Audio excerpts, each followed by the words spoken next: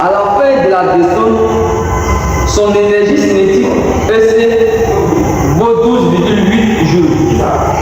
Les forces de frottement sur le plan sont équivalentes à une force unique F telle que F égale à 1 sur 10 multiplié par P. Le P ici c'est le poids. Point. On prendra G égale à 10 mètres secondes carrés. La première question, estimer puis calculer le module HG du vecteur accélération du centre d'inertie G solide. La seconde question, on y écrit l'équation horaire du mouvement du centre d'inertie. On prendra pour origine des dates le départ. 3. Déterminer la durée du mouvement, c'est-à-dire le T, le temps T. 4. La dernière question, déterminer la distance D parcourue. Donc, chers apprenants, après avoir lu, nous allons passer à la correction de l'exercice. La première question, estimer puis calculer le module AG du vecteur accélération du centre d'inertie G du solide. Comme il est dit, tout problème de dynamique pour résoudre, il faut d'abord préciser le système de Joule. Et après, choisir un repère galiléen et faire le bilan des forces. Et après, vous avez le choix. Soit vous appliquez le théorème du centre d'inertie, soit le théorème de l'énergie cinétique. Je vais préciser mon système. Système ici, c'est le solide.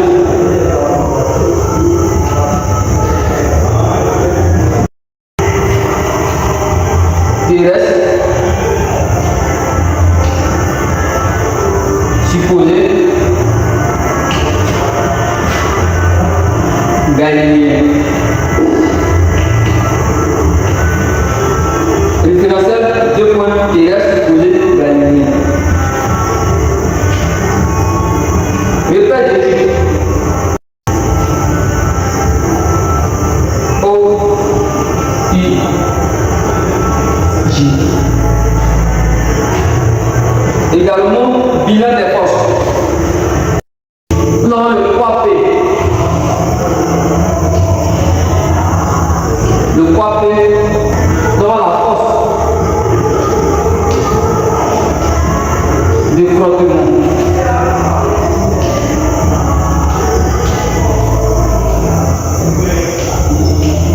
Petit f. Enfin, nous avons la réaction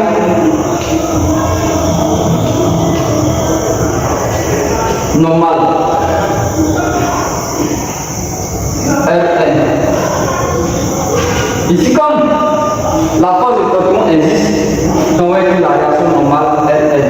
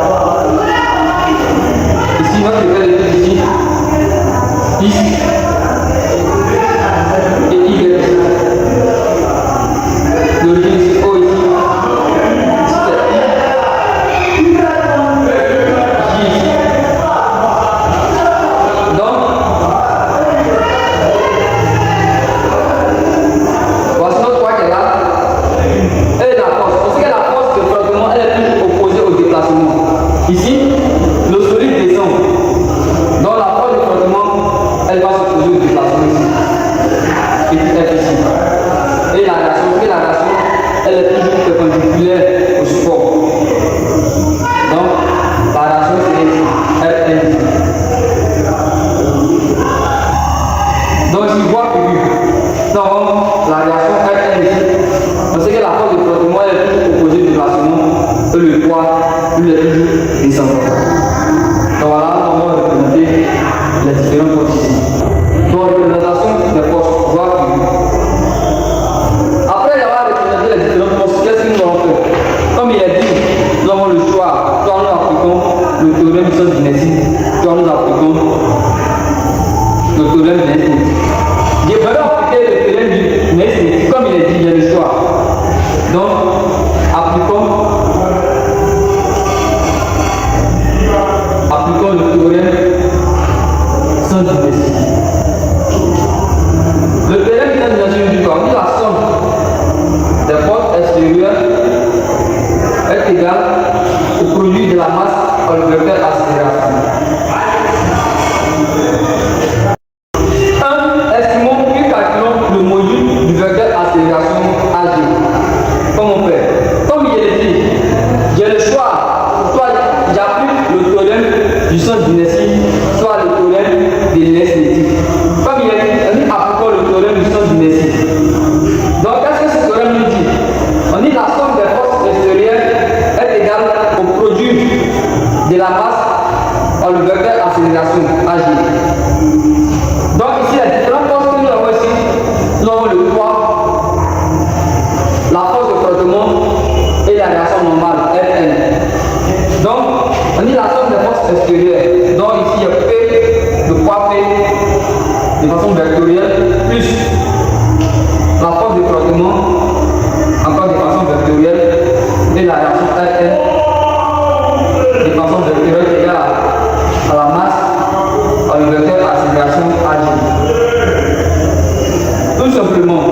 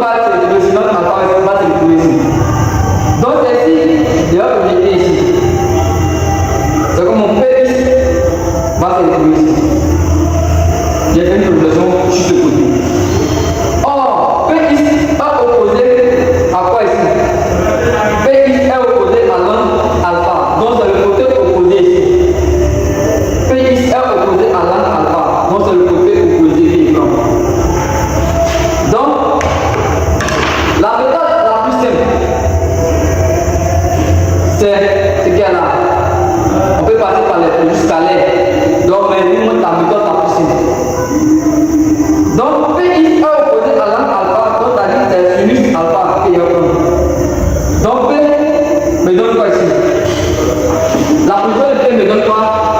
Me donne ici P sinus alpha. K c'est le côté opposé, K c'est le côté positif. Ici, K c'est le côté positif, ici. C'est le côté positif. Avec P sinus alpha. Et après, qu'est-ce qu'il remarque encore? Il remarque que la réaction normale est perpendiculaire à l'axe des 10. Donc, sa projection fait 0. Également, donc il a fini avec le P, il a fini avec la réaction normale qui fait 0.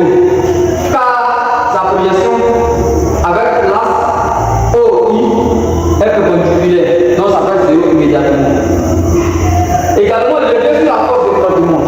Or, nous savons que la force de frottement est le plus opposée au déplacement. Ça, nous le savons. Donc, comme la force de frottement est opposée au déplacement, qu'est-ce qu'il constate? Il constate que il projette souvent l'axe OI, mais que la force de frottement est opposée au sens du déplacement. Nous avons moins F tout simplement. Nous avons moins la force de frottement qui est égale à quoi ici? M A J. Donc c'est le module qui est pas de façon vectorielle. Donc après avoir trouvé l'expression qui est là, qu'est-ce qu'il veut faire?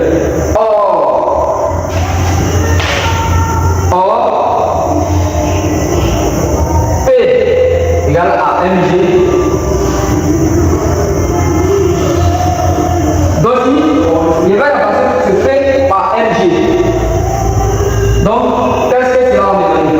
Il y aura ici mg sinus alpha moins f qui est égal à quoi ici? M A J. Donc il va diviser ici le tout par M ici. Donc finalement il y aurait AG qui est égal à quoi ici? Donc si je divise par M ici, là bas ici, G sinus alpha moins F sur M.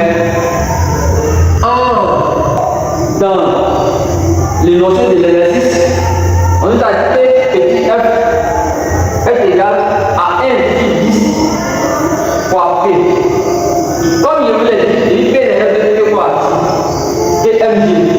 Donc la même mg sur 10. Donc il va remplacer f par mg sur 10 tout simplement. Donc ag égale à quoi? G sinus alpha moins mg sur 10. Or, c'est comme on avait mg sur 10 qui était divisé par m. Donc c'est là que je vais apprendre quoi? Or, l'inverse de m n'est rien d'autre que 1 sur m. On avait 1 sur m ici. Donc les m vont se simplifier ici. Donc je repars finalement. Je vais ici AG qui me donne G sinus de alpha moins G sur 10. Donc, cela implique quoi? PAG égale à quoi? PAG. Donc ici, qu'est-ce que je peux faire? Ici. Me regardez bien. Je peux mélanger en paquet ici. Donc j'ai ici sinus de alpha moins 1 sur 10 tout simplement. Donc voilà l'expression du module du vecteur accélération. Donc nous allons passer à l'application numérique. Application numérique. Donc AG égale à quoi? G égale à 10 multiplié par sinus de 30 degrés moins 1 sur 10. Donc après le calcul, on trouve que AG égale à 4 mètres par seconde carré.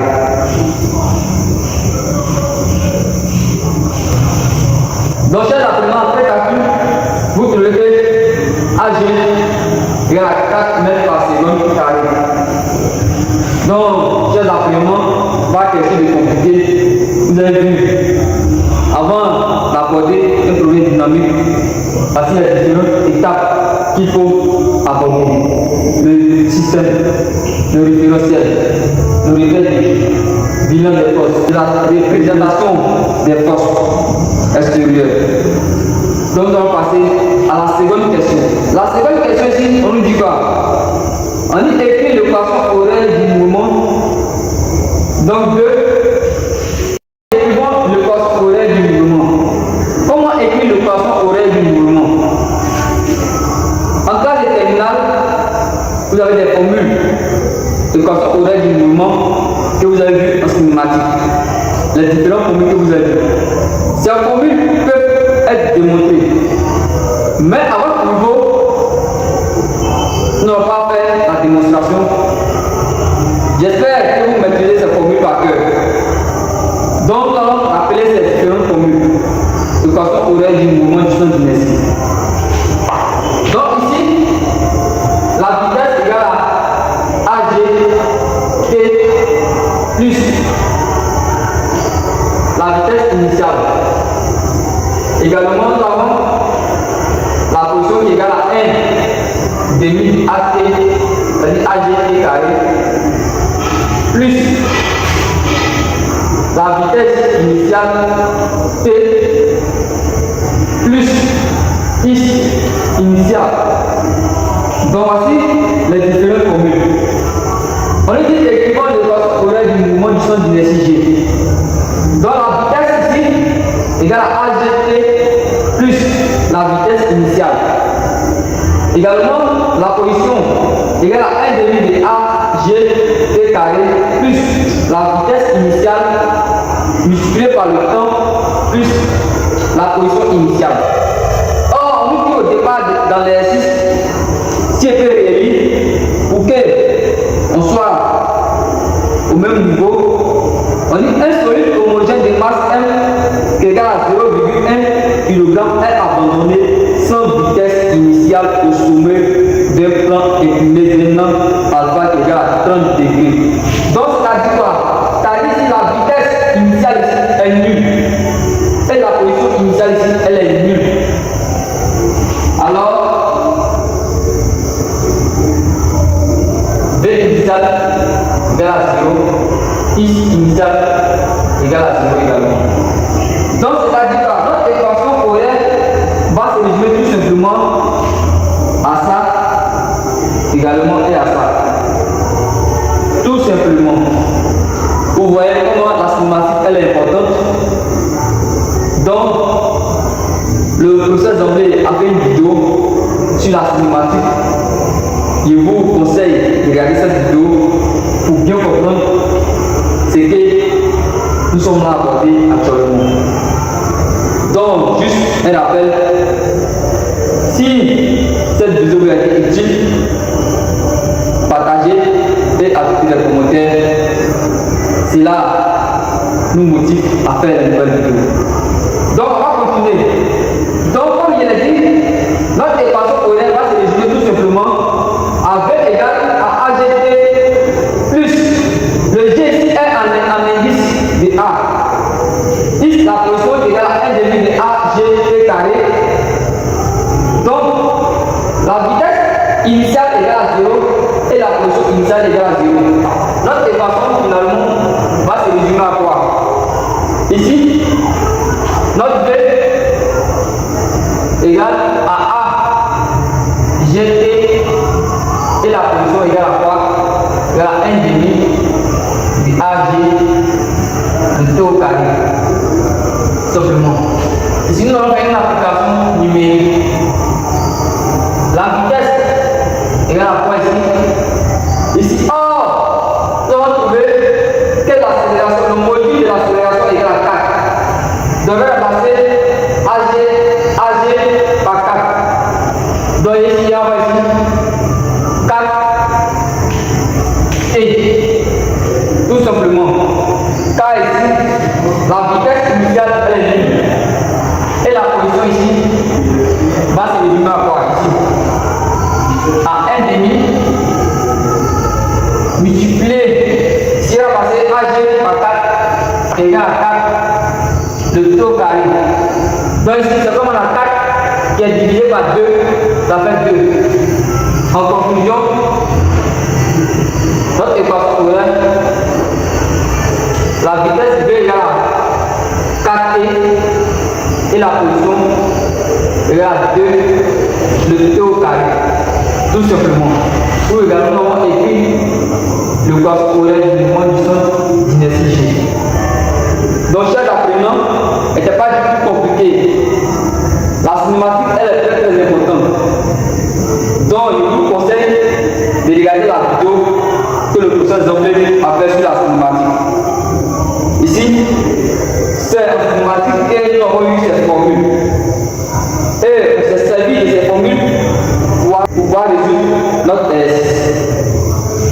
Donc, nous allons passer à la question suivante. La question suivante, ici, on nous dit 3. Déterminer la durée du mouvement. 3. Comment déterminer la durée du mouvement? Cette question, elle fatigue les élèves. C'est la question que les élèves ne veulent pas attendre. Déterminer la durée du mouvement. Donc, après cette vidéo, tu n'auras plus de problème sur la détermination du temps. Donc, qu'est-ce que nous allons faire ici? Elle est formule que vous devez connaître. Elle est formule que vous devez connaître. Qu'est-ce que nous savons? On sait. Donc, il dirait que pour l'on sait que quoi? Que la vitesse égale à quoi? Pour trouver la vitesse, qu'est-ce que vous devez faire? Vous dérivez simplement la position en cinématique égale à la dérivée de x, de x sur dt. Ici, la position ici n'est rien d'autre que x ici. Donc, la vitesse ici, c'est la dérivée de la position par rapport au temps, dt. Donc, si elle dérive la vitesse, qu'est-ce que cela me donne ici?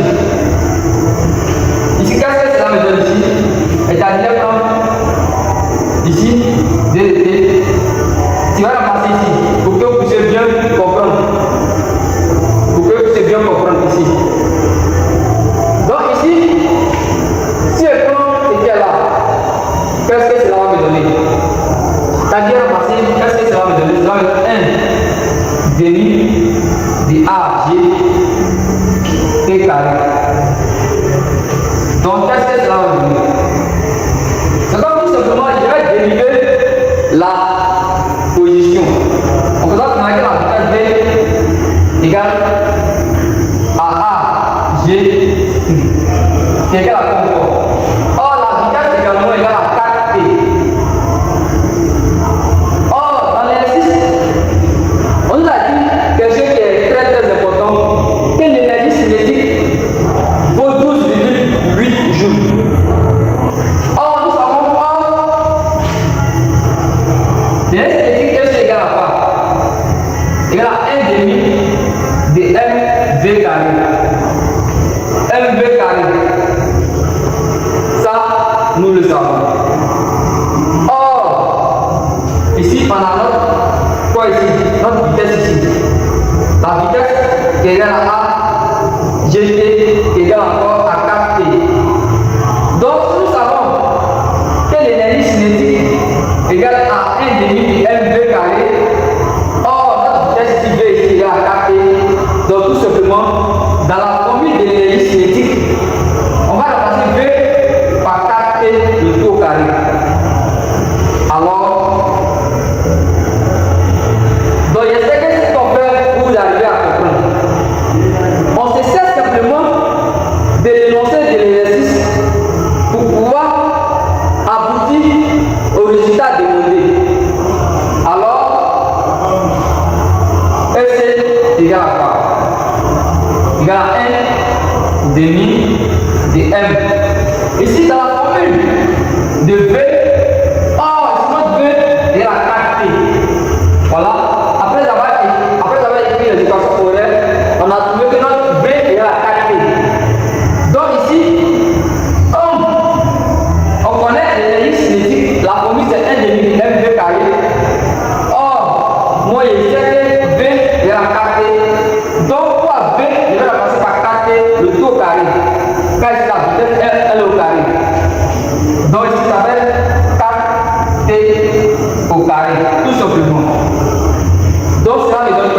implique quoi? Que SC égale à quoi ici? Donc, 4 au carré, ça fait 16. 16 qui est divisé par 2, ça fait 8. Donc, il y a 1, le 2 au carré. Il y a ce que vous avez compris. Ici, le 4 au carré, ça fait 16. 16 divisé par 2, ça fait 8. Le 2 au carré. Le T lui reste au carré. Donc, il a trouvé un C en fonction de mon temps T qui est au carré. Donc, le temps ici qui est au carré, c'est moi je cherche. Donc, qu'est-ce que je vais faire pour avoir le temps ici? Sur le temps, on me demande de déterminer. Qu'est-ce que je vais faire pour avoir le temps qui est ici? C'est très très simple. C'est comme de l'eau à boire. Regardez. Le temps qui est ici, qu'est-ce qu'il y a pour trouver ici? Le temps, donc ça va être T au carré qui est égal à quoi?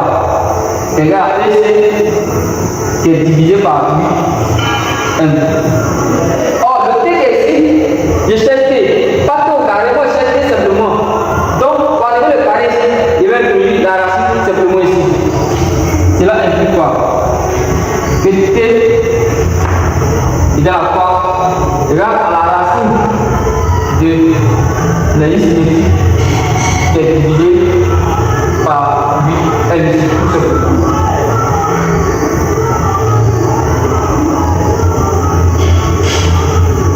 Donc, chers apprenants, j'espère que vous avez compris. Donc, je vais récapituler rapidement. La question est de déterminer la durée du mouvement du sol du Messie. D'abord, ici, cette formule, vous allez voir une mathématique également avec le processus en si vous regardez la formule.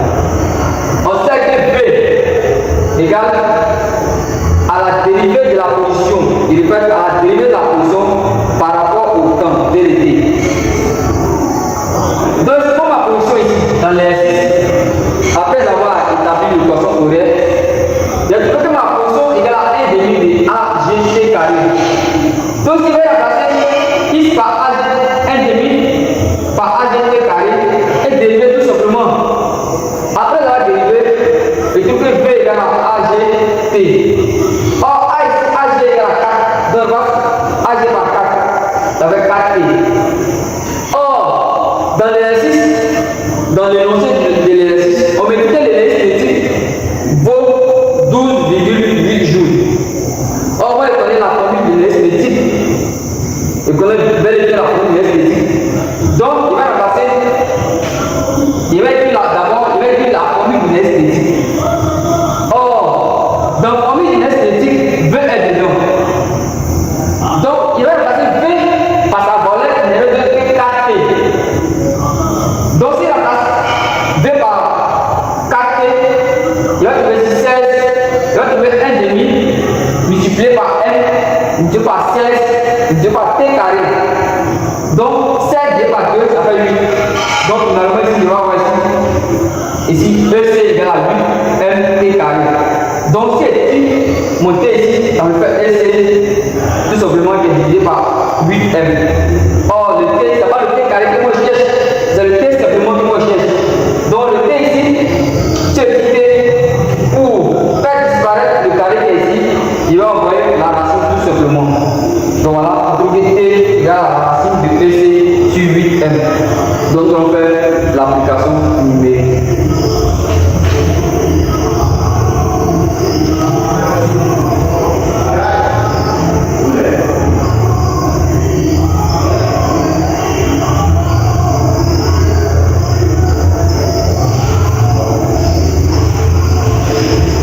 Donc, chers apprenants, il va calculer pour voir le résultat. Donc, chers apprenants, après l'application numérique, je trouve que le temps T ici est à 4 secondes. Tout simplement.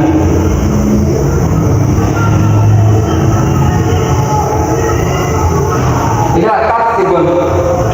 Donc, chers apprenants, vous avez vu que ce n'est pas quelque chose de compliqué. C'est juste un peu de manipulation et aboutir au résultat demandé.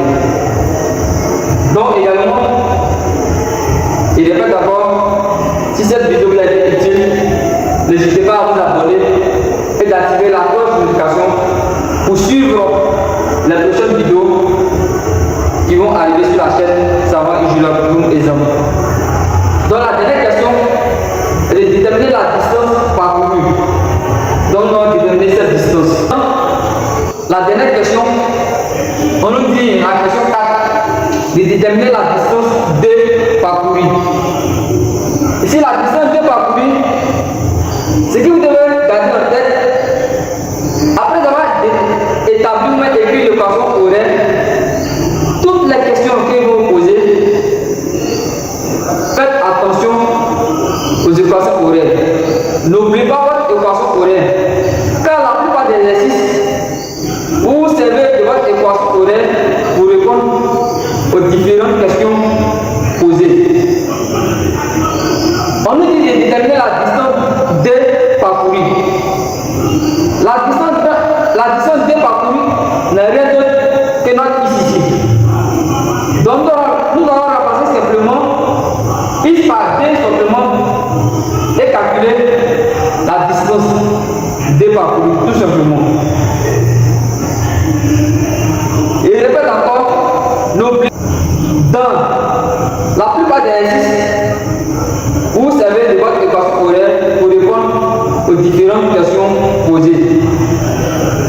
Donc, quand on dit de déterminer la distance D parcourue, on va remplacer ici I par D et calculer la distance parcourue. Comme connaissant la durée ou le temps, on a trouvé 4, T égale à 4. Donc on va remplacer ici simplement T par 4 et calculer la distance tout simplement. Donc si vous avez compris, nous allons passer à cela. 4. Déterminons la distance D parcourue. Comme il est dit, je rappelle,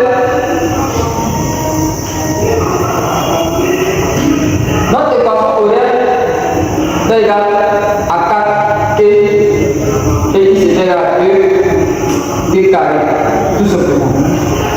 Ici, vous calculez la distance D parcourue, comme il est dit, on va remplacer tout simplement I par D. En remplaçant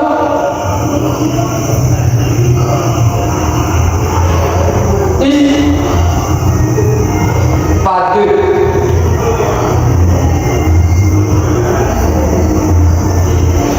Si on remplace I par 2, qu'est-ce qu'on reste? D égale à 2T carré. Cela implique quoi?